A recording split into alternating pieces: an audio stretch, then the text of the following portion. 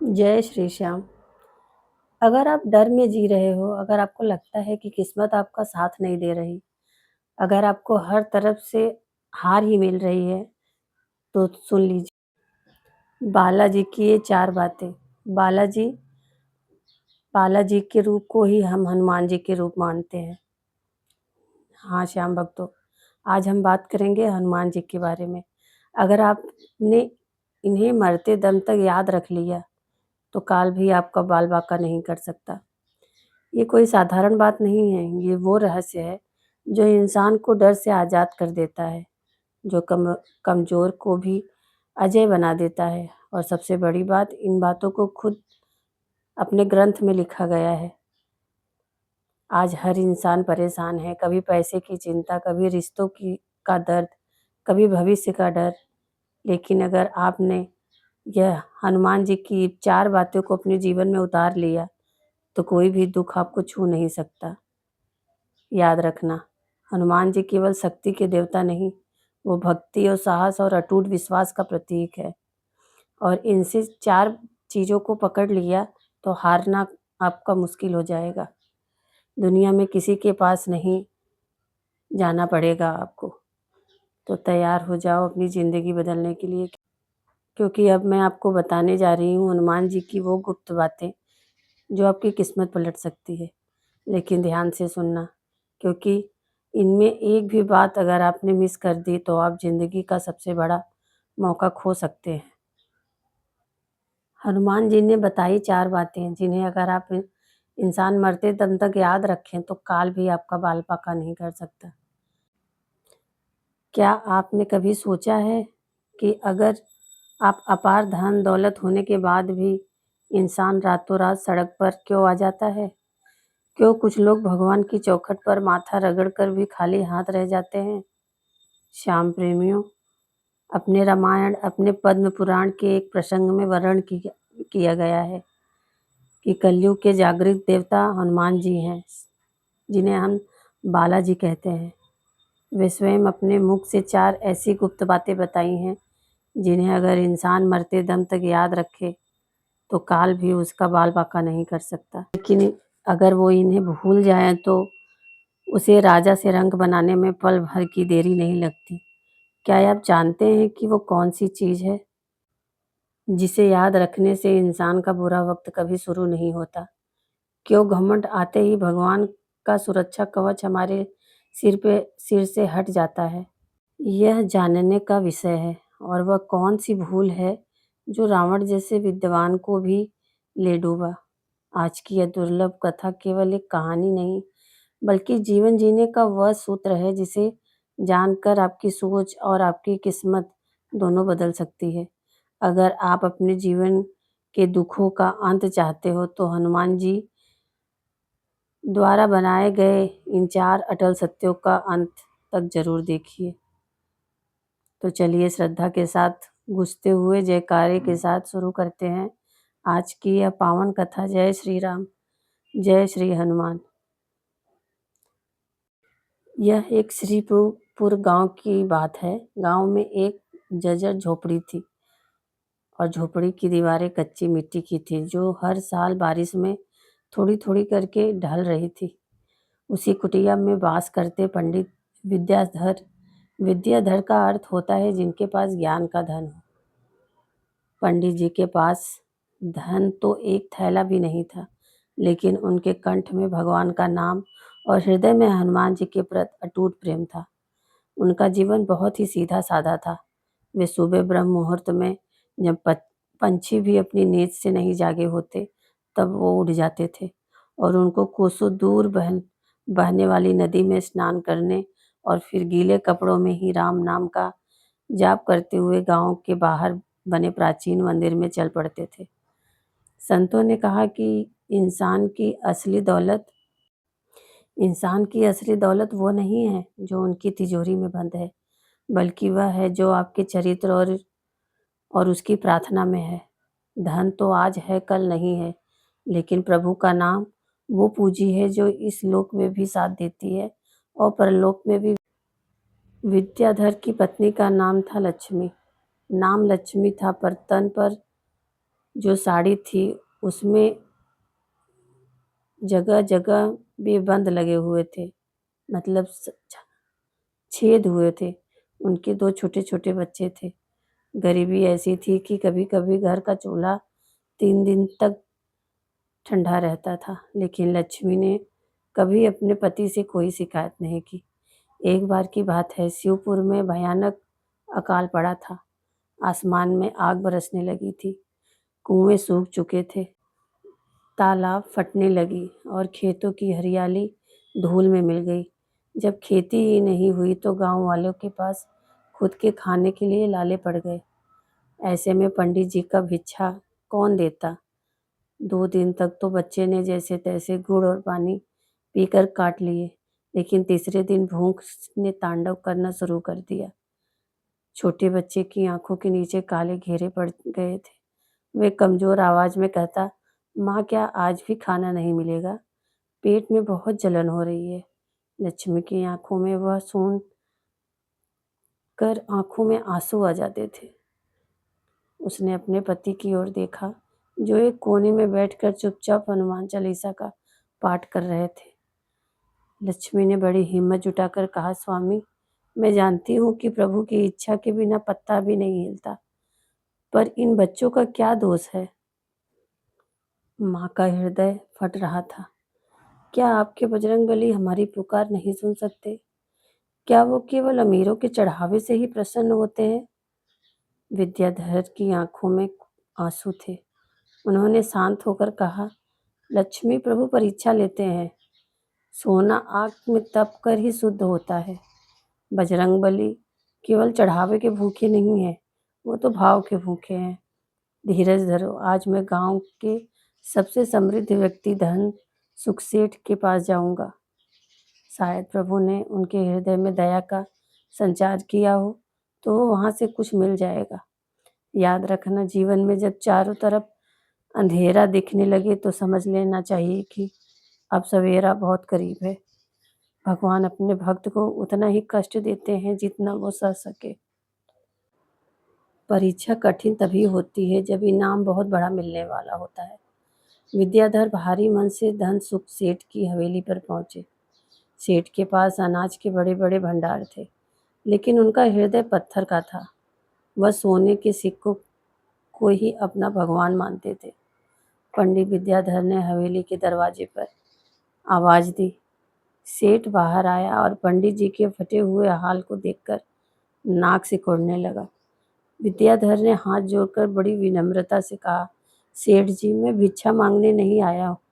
मैं अपने बच्चों के प्राणों के लिए आपसे थोड़ा सा अनाज उधार मांगने आया हूँ। जैसे ही अकाल खत्म होगा, मैं आपके खेतों में पसीना बहाकर आपका एक एक दाना चुका दूंगा। सेठ ने बड़े कठोर शब्द से कहा, अरे पंडित, तुम तो दिन रात उन पत्थर की मूर्तियों के सामने सिर पटकते हो। क्या तुम्हारे राम और हनुमान ने तुम्हें आज इस भिखारी की हालत में ला खड़ा कर दिया है? अगर उनसे इतनी शक्ति है तो उनसे कहो कि आसमान से रोटियां बरसा दे।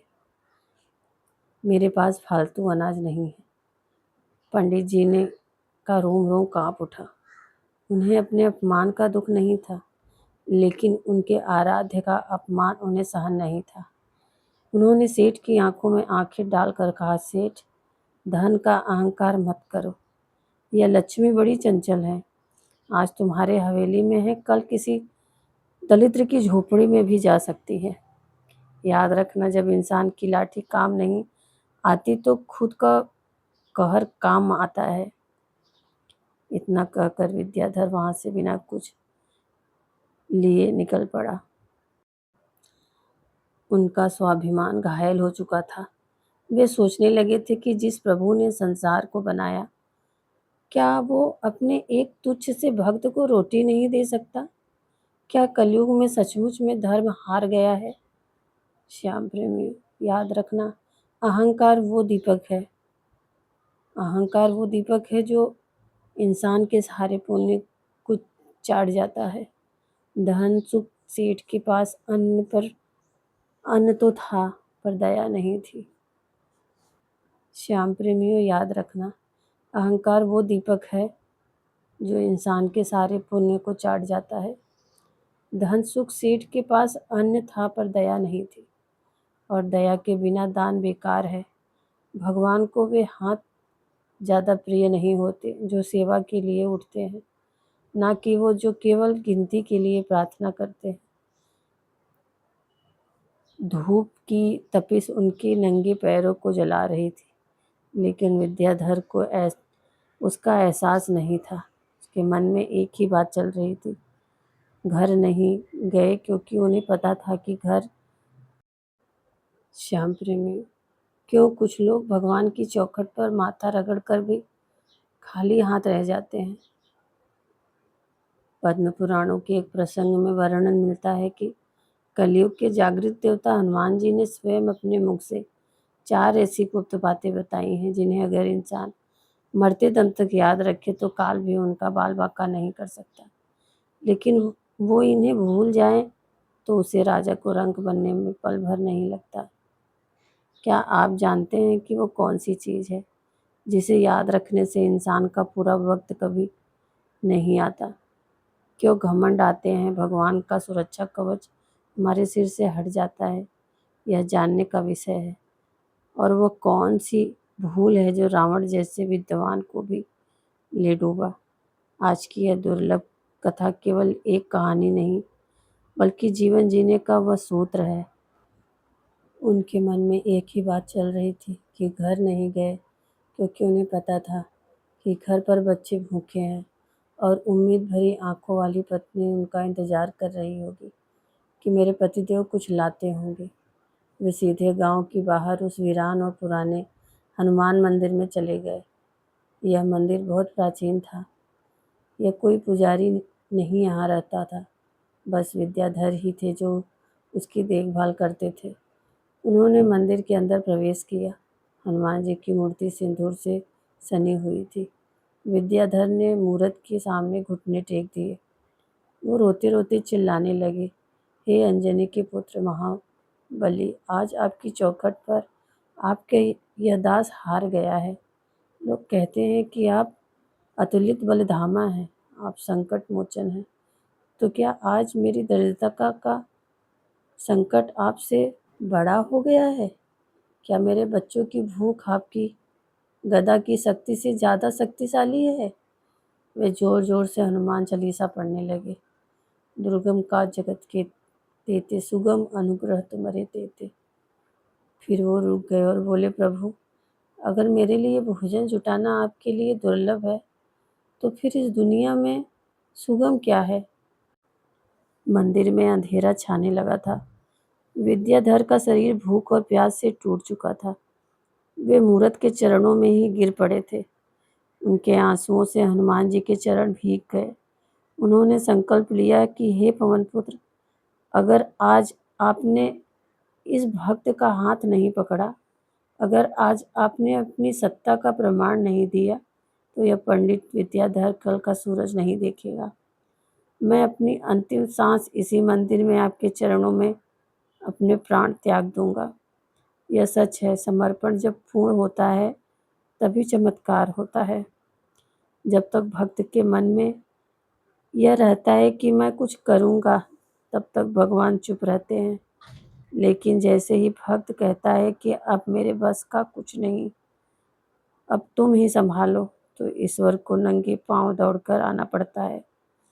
इधर मंदिर में पंडित विद्याधर की आंखें बंद हो रही थी। आंखों ने देखा कि कुछ देर बाद मंदिर के प्रवेश द्वार पर एक सन्यासी खड़ा है। एक बहुत ही वृद्ध सन्यासी खड़ा है, जिसके हाथ में कमंडल, एक पुरानी लाठी है, जिसकी दाढ़ी सफ़ेद थी और आंखों में सूर्य जैसा प्रकाश। धर को लगा कि शायद उनकी मृत्यु निकट है और यह कोई देवदूत है। वो अपनी सुध बुध खोने ही वाला था कि क्यों सन्यासी के भारी गूंजती हुई आवाज़ उसको उठा दी। बोली, उठ जा विद्याधर, रोने से तकदीर नहीं बदलती, कर्म और कथा से बदलती है। विद्याधर का रोम रोम खड़ा हो जाता गया।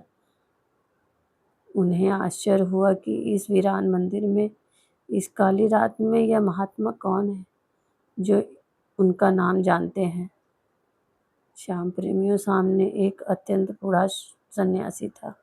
उनके हाथ में एक पुरानी लकड़ी की लाठी थी, एक मिट्टी का कमंडल था। याद रखना, भगवान सीधे स्वर्ग से ही उतर कर नहीं आते। वे किसी साधारण से दिखने वाले इंसान के रूप में आकर हमारी दिशा बदलते हैं।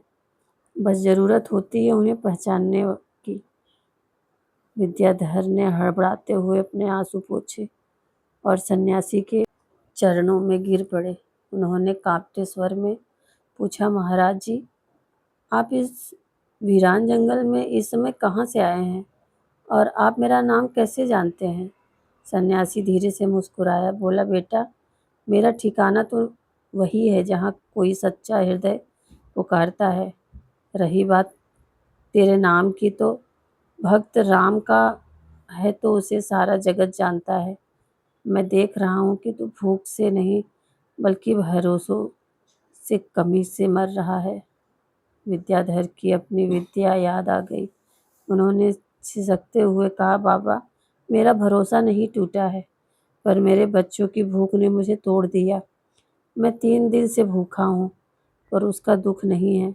दुख इस बात का है कि मेरे छोटे छोटे बालक पानी पीकर सो रहे हैं। क्या हनुमान जी इतने निष्ठुर हो गए हैं कि उन्हें हमारी चीखें सुनाई नहीं देती? सन्यासी ने अपनी लाठी जमीन पर पटकी और बोले, मूर्ख, तू ईश्वर को निष्ठुर कह रहा है? अरे हनुमान जी तो वो हैं जिन्होंने माता सीता की खोज के लिए समुद्र लांघ गए थे, जिन्होंने लक्ष्मण के प्राण बचाने के लिए पहाड़ उठा लिए थे। वे निष्ठुर नहीं, वे तो तुझे निखार रहे हैं। सुन, जो बीज जमीन के अंदर दबेगा ना, वो एक विशाल वृक्ष पेड़ बनेगा। तो जो सोना आग में जलेगा वही कभी गहना बनता है। तेरी यह गरीबी दरिद्रता नहीं है, बल्कि तेरे लिए प्रभु का दिया हुआ एक सबक है। इंसान अक्सर सुख में भगवान को भूल जाता है और दुख में उन्हें कोसने लगता है।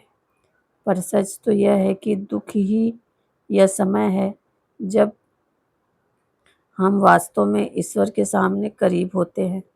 विपत्ति हमारा विनाश के लिए नहीं होता, बल्कि हमारे अंदर छिपी हुई शक्तियों को जगाने के लिए आती है। सन्यासी ने अपनी झोली से एक सूखा हुआ फल निकाला। वो फल दिखने में बहुत साधारण था, पर उससे एक सौदे की महक आ रही थी।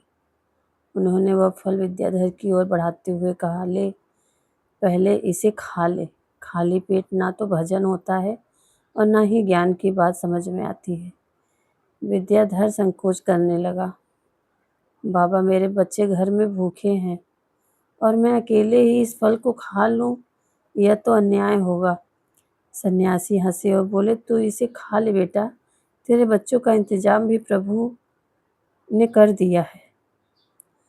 यह कोई साधारण फल नहीं है, यह तेरी श्रद्धा का फल है। इसे खाते ही तेरे भीतर वो बल आएगा जो तुझे अपने आने वाले कठिन मार्ग पर चलने की हिम्मत देगा। जैसे ही विद्याधर ने उस फल को एक बार खाया, उन्हें ऐसा लगा मानो उनके शरीर में एक नई बिजली दौड़ गई हो। 3 दिन की भूख, थकान और मानसिक तनाव पल भर में गायब हो गया। उनका मन शांत हो गया। उनकी आंखों के सामने छाया हुआ धुंधलापन मिट गया। उन्हें साफ महसूस हुआ कि यह फल किसी साधारण पेड़ का नहीं है। विद्याधर ने हाथ जोड़कर कहा, महात्मा जी, आप कोई साधारण मनुष्य नहीं है। कृपा करके मुझे मार्गदर्शन दिखाइए।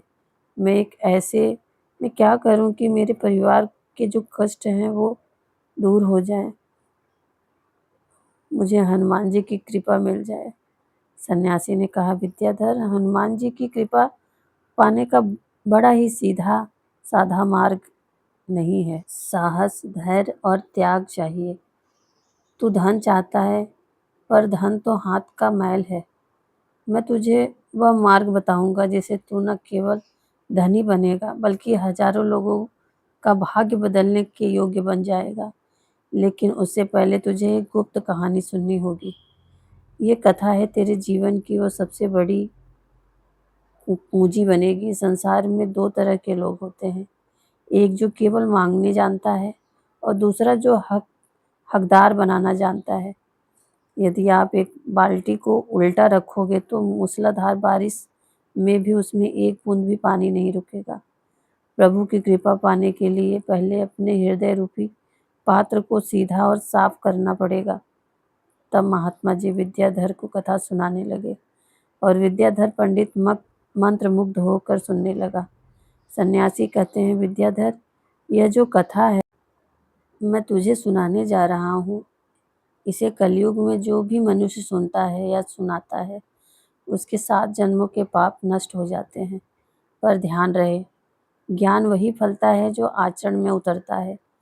क्या तू तैयार है इस सत्य को जानने के लिए जिसने बड़े बड़े राजाओं को रंक से राजा बना दिया। विद्या ने अपना मस्तक सन्यासी के चरणों में टेक दिया। उसे लगा कि हनुमान जी ने सचमुच उसकी पुकार सुन ली है और इस सन्यासी के रूप में स्वयं मार्गदर्शन करने आए हैं। श्याम प्रेमियों, याद रखना, जीवन में गुरु या मार्गदर्शन का मिलना सबसे बड़ा सौभाग्य है।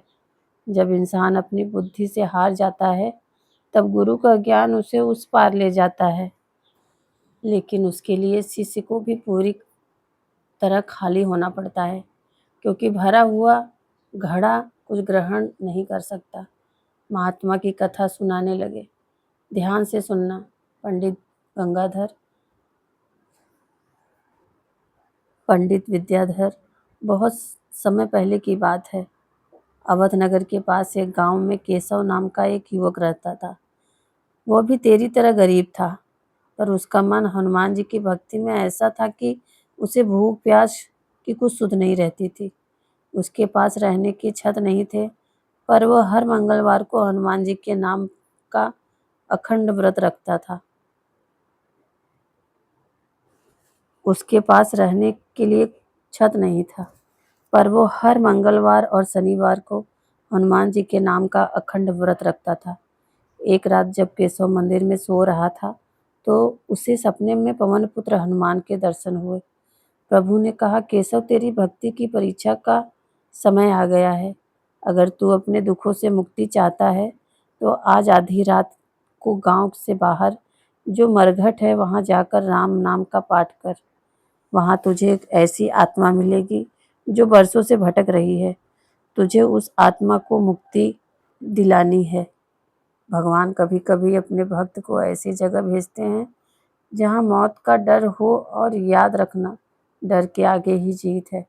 जो इंसान अपने डर को जीत लेता है वही परमात्मा के दर्शन कर पाता है। श्मशान केवल मुर्दों के जलने की जगह नहीं, वो इस संसार की सबसे बड़ी सच्चाई है कि अंत में जब मिट्टी में मिलना है तो इंसान मौत को याद रखता है। वह कभी गलत काम नहीं करता। केशव की आंखें खुली। आधी रात का समय था। चारों तरफ सन्नाटा पसरा था। सियार और उल्लुओं की डरावनी आवाजें आ रही थी। गांव के लोग श्मशान का नाम सुनकर ही कांप जाते हैं, पर केशव ने सोचा कि जब बजरंगबली ने आदेश दिया है तो डर कैसा। उसने एक छोटी सी रेत की डिबरी बनाई। उधर मंदिर में बैठकर बूढ़ा सन्यासी मंदिर विद्याधर की यह कहानी सुना रहा है। इस बात को जरूर ध्यान रखना। मरघट पहुंचते ही उसे अजीब अजीब आवाजें सुनाई देने लगी। हवा इतनी ठंडी थी कि हड्डियां कांप जाए। वहां चिताओं की राख उड़ रही थी। केशव ने एक पुराने बरगद के पेड़ के नीचे आसन लगाया। डर के मारे उसका गला सूखा जा रहा था, पर उसने अपनी आंखें बंद करके हनुमान जी को याद किया। वैसे ही एक जोर का धमाका हुआ। महात्मा जी बोले, बेटा, यह सच बात है कि जब भी हम कोई शुभ काम करते हैं तो बुरी ताकत हमें डराने की कोशिश करती है। यह बुरी ताकत बाहर कम, हमारे अंदर ज़्यादा होती है। जैसे शक के रूप में डर और डर के रूप में लालच के रूप में जो भक्त इन पर काबू पा लेता है उसके लिए भगवान खुद रास्ता बना देते हैं। पेड़ के ऊपर से एक साया नीचे उतरा। वो एक ब्रह्म राक्षस था। उसका चेहरा डरावना था, आंखें अंगार जैसी लाल थी और उसकी आवाज़ ऐसी थी जैसे पहाड़ टूट रहा है। उसने केशव की गर्दन पकड़ने की कोशिश की और गरज कर बोला, कौन है तू? जा, मेरी शांति में खलल मचा रहा है। मैं तुझे अभी कच्चा चबा जाऊंगा। केशव डरता नहीं है। उसे कांपते हुए साफ आवाज में कहा, भटकती हुई आत्मा, मैं हनुमान जी का दूत बन के आया हूँ। मैं यहाँ तुझे खाने के लिए नहीं बल्कि तुझे इस नर्क जैसी योनि से मुक्ति दिलाने के लिए आया हूँ। अगर तुझे विश्वास नहीं है तो बस एक बार इस राम नाम की कथा को सुन ले। अगर तुझे शांति ना मिले तो मुझे मार देना। राक्षस चौंक जाता है। सदियों से उसे किसी ने प्यार से करुणा से नहीं पुकारा था। सब उसे पत्थर मारते थे या भाग जाते थे। उसने अपने हाथ नीचे किए और चुपचाप बैठ गया। केशव ने पोथी खोली और हनुमान जी की वीरता, उनके त्याग और राम जी की महिमा सुनाना शुरू कर दिया। जैसे जैसे कथा आगे बढ़ी उस श्मशान का डरावना माहौल बदलने लगा। वहाँ से बदबू की जगह फूलों की खुशबू आने लगी। राक्षस जो पहले गुस्से में था अब उसकी आंखों में आंसू गिरने लगे थे।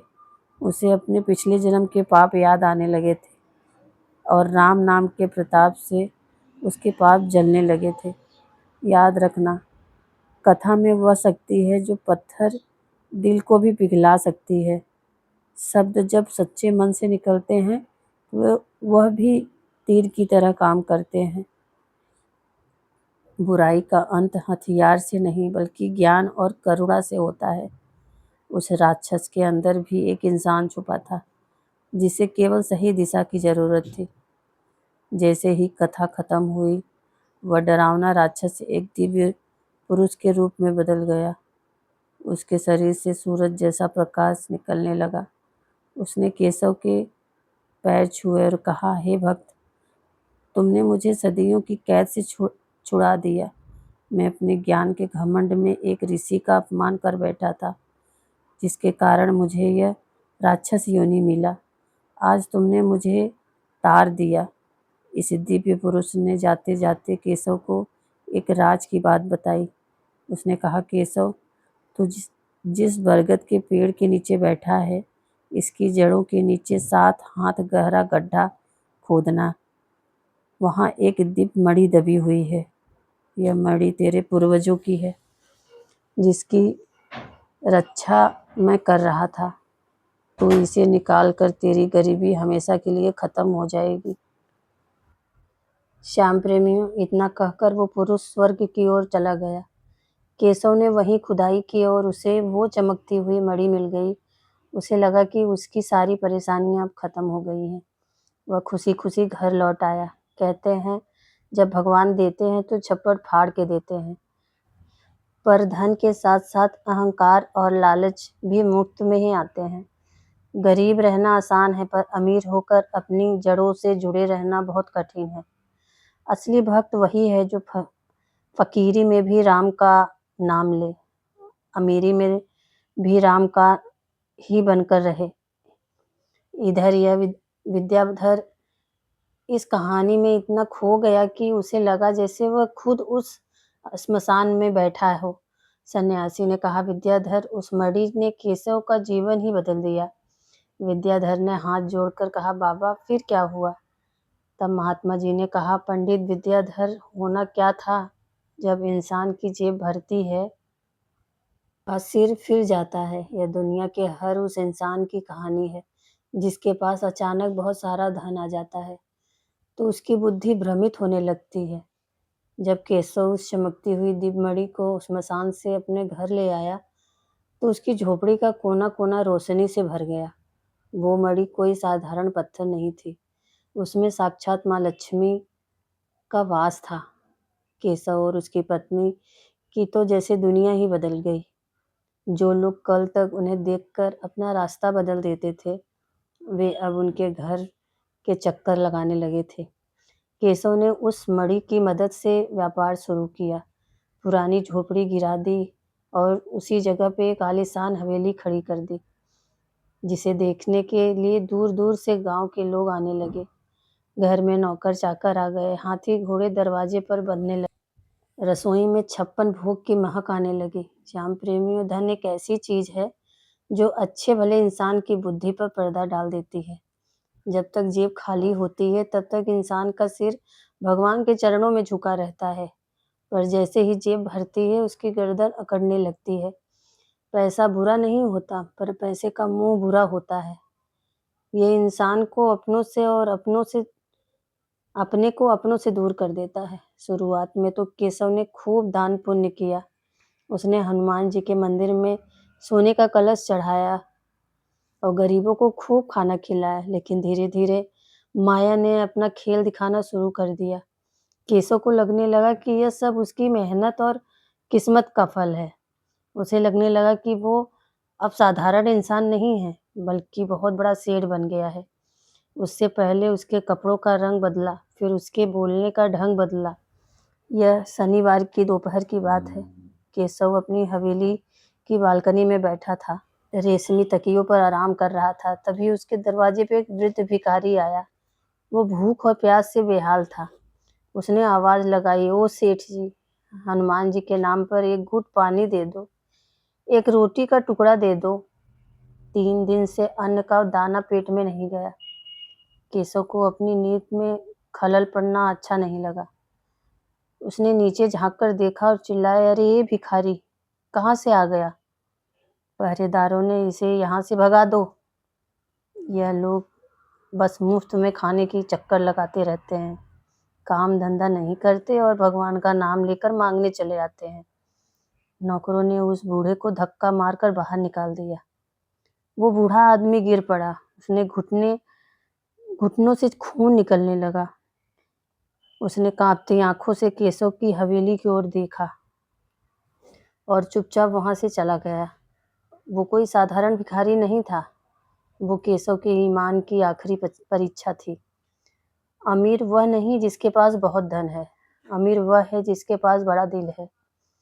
भगवान अक्सर गरीब और लाचार बनकर हमारे दरवाजे पे आते हैं, यह देखने के लिए कि हमने उनके दिए हुए धन को केवल खुद पर खर्च किया या किसी भूखे का पेट भी भरा। जिस दरवाजे से कोई दुखी होकर जाता है, उस दरवाजे से बरकत भी रुक जाती है।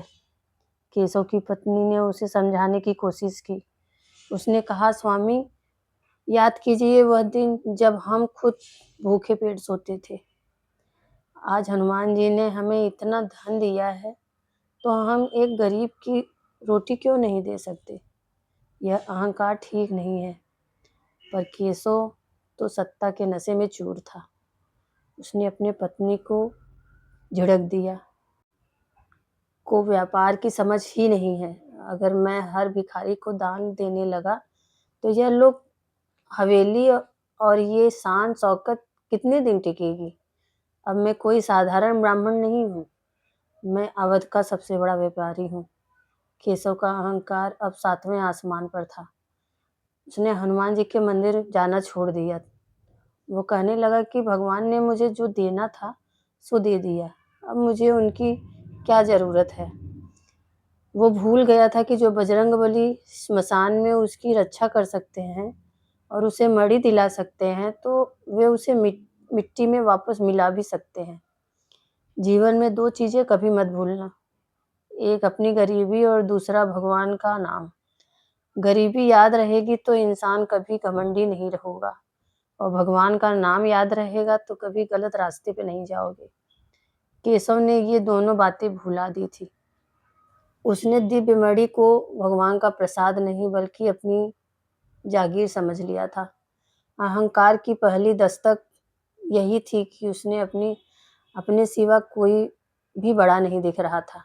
वे रोज राजा के सामने भी अकड़ कर बात करने लगा था। उसने अपने घर के बाहर खड़े खड़े पहरेदार बैठा रखे थे। उसने अपने घर के बाहर बड़े बड़े पहरेदार बैठा दिए थे ताकि कोई दीन दुखी उसके करीब ना आ सके। वो अपनी ही बनाई हुई सोने के जेल में बंद हो गया था। श्याम प्रेमियों, इधर महात्मा जी उसे मंदिर में जो विद्याधर की कथा सुना रहे थे, उसने धीरे से पूछा, बाबा, क्या फिर हनुमान जी ने उसे सजा दी?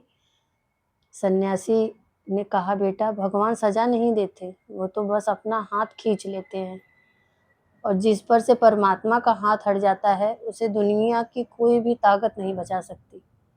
केशव के साथ भी यही हुआ। केशव का अहंकार अब अपनी सीमा पार कर चुका था।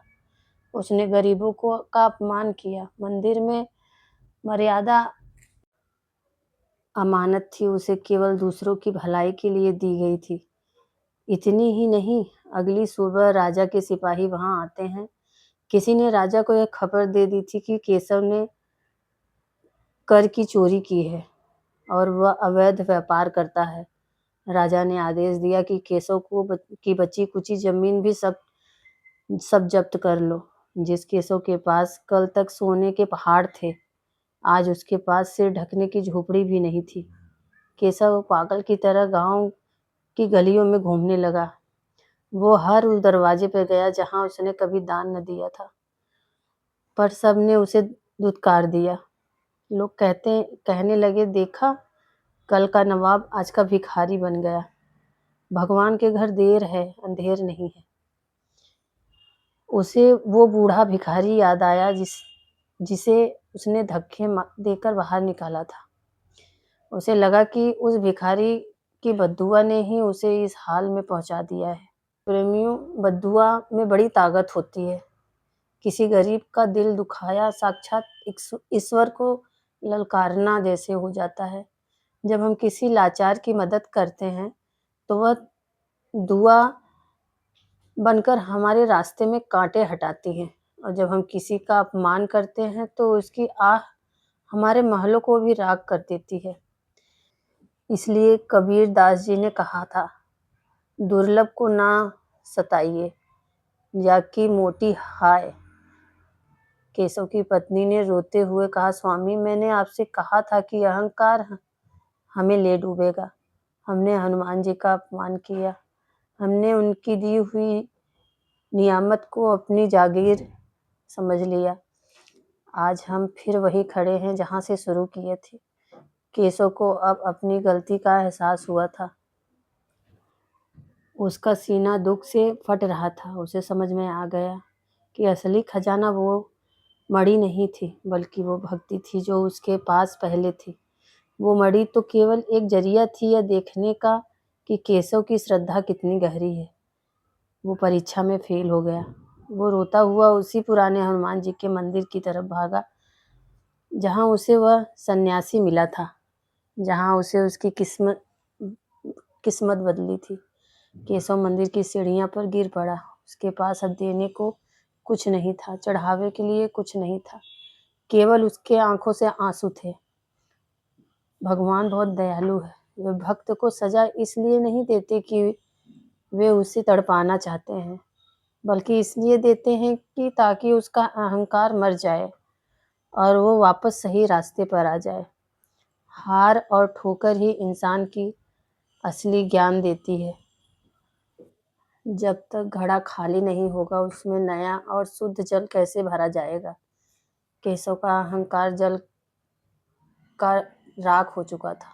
अब वो फिर से भक्त बनने के काबिल हो रहा था। इधर सन्यासी ने पूछा, जो मंदिर में पंडित विद्याधर को कथा सुना रहे थे, कि हे विद्याधर, क्या तुम समझ पाए कि केशव के साथ ऐसा क्यों हुआ? क्या तुम भी धन पाकर ऐसा ही तो नहीं हो जाओगे? विद्याधर ने कांपते हाथों से सन्यासी के पैर पकड़ लिए और कहा, नहीं बाबा, नहीं, मुझे धन नहीं चाहिए। मुझे बस वो भक्ति चाहिए जो कभी ना छूटे। मुझे उस परीक्षा से डर लगता है। तब सन्यासी कहते हैं, बेटा, पश्चाताप सबसे बड़ा प्रायश्चित है। जब इंसान अपनी गलती मान लेता है तो भगवान के द्वार फिर से खुल जाता है। केशव के पास अब ना हवेली थी, ना मणि थी, और ना ही मान सम्मान। उसके पास बचा था तो केवल अपनी गलतियों का पछतावा। केशव उस रात मंदिर की सीढ़ियों पे सिर पटक-पटक कर रोता रहा। उसने ना तो भोजन माँगा, ना ही अपना खोया हुआ धन।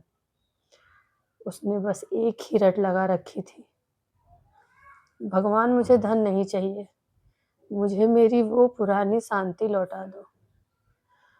मुझे वो पुराना केशव बना दो जो आपकी चौखट पर सुकून से राम नाम जपता था। मुझे माफ कर दो प्रभु, मैं माया के जाल में फंस गया था। एक बात याद रखना, माफी मांगने से कोई छोटा नहीं होता। जो इंसान अपनी गलती मानकर ईश्वर के सामने झुक जाता है, भगवान उसे उठाकर अपने गले से लगा लेते हैं। दुनिया में सबसे कठिन काम है अपनी गलती को स्वीकार करना, और जिस दिन केशव ने अपनी भूल मान ली, उसी दिन उसके बुरे दिन खत्म होने शुरू हो गए। असली चमत्कार धन का मिलना नहीं, बल्कि मन का बदलना है।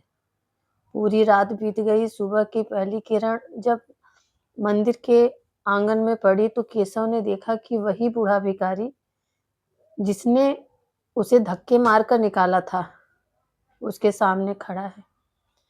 केशव तुरंत उसके पैरों पे गिर पड़ा और बोला, बाबा मुझे क्षमा कर दो, मैं धन के नशे में अंधा हो गया था।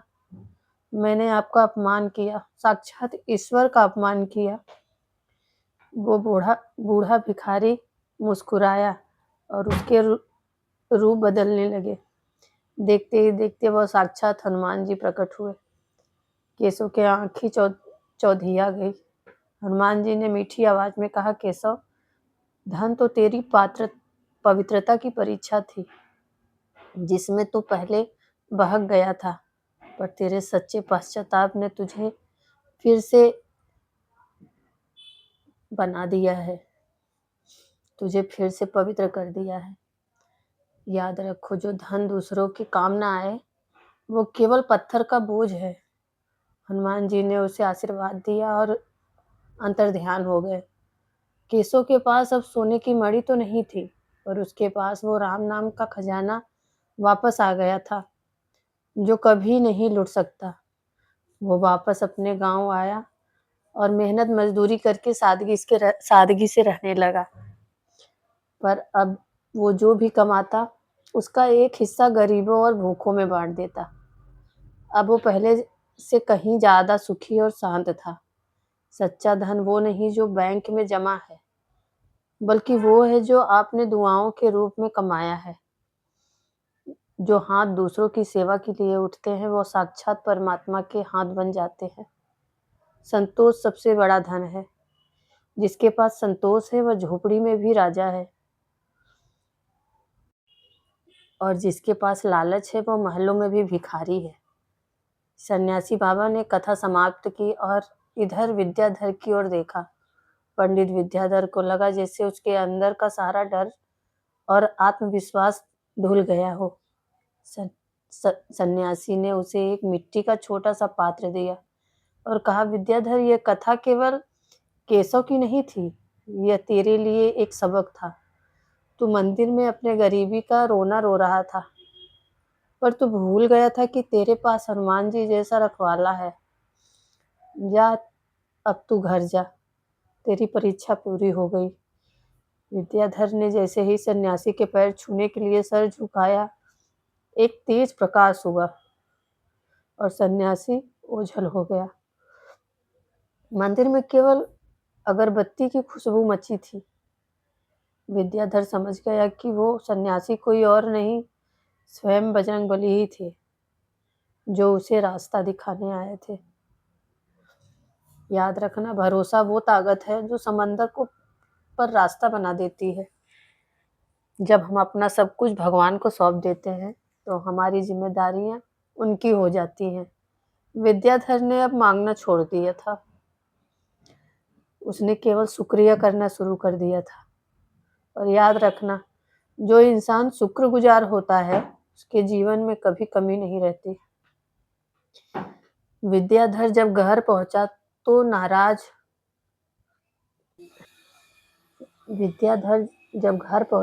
नजारा ही बदला हुआ था। उसकी फटी हुई झोपड़ी की जगह एक छोटा सा पक्का घर खड़ा था। उसकी पत्नी लक्ष्मी और बच्चे खुश थे।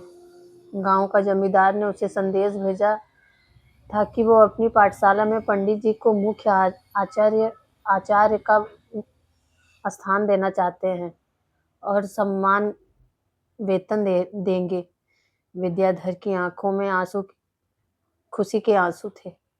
उसे समझ आ गया कि हनुमान जी ने उसे रातों रात अमीर नहीं बनाया, बल्कि उसे एक ऐसा रास्ता दिया है जिससे वह मेहनत करके अपना स्वाभिमान बचा सके और दूसरों को भी ज्ञान बांट सके। उसने कभी घमंड नहीं किया और ताउम्र अपनी कमाई का एक हिस्सा असहयोग सेवा में लगाता रहा। याद रखना, चमत्कार वो नहीं होता कि आसमान से सोना बरस जाए। सच्चा चमत्कार वो है जब आपकी सोच बदल जाए, आपकी छोटी सी चीज में भगवान की कृपा दिखने लगे। श्याम बाबा भी हमारे वही कहते हैं। वो रास्ता दिखाते हैं हमें मार्ग से भटकाते नहीं है। ऐसे ही चमत्कार नहीं होता। हनुमान भी उनके ही स्वरूप हैं। हनुमान जी की सबसे बड़ी कृपा यही है कि अपने भक्त को बुद्धि और विवेक देते हैं ताकि वह सही और गलत का अंतर समझ सके।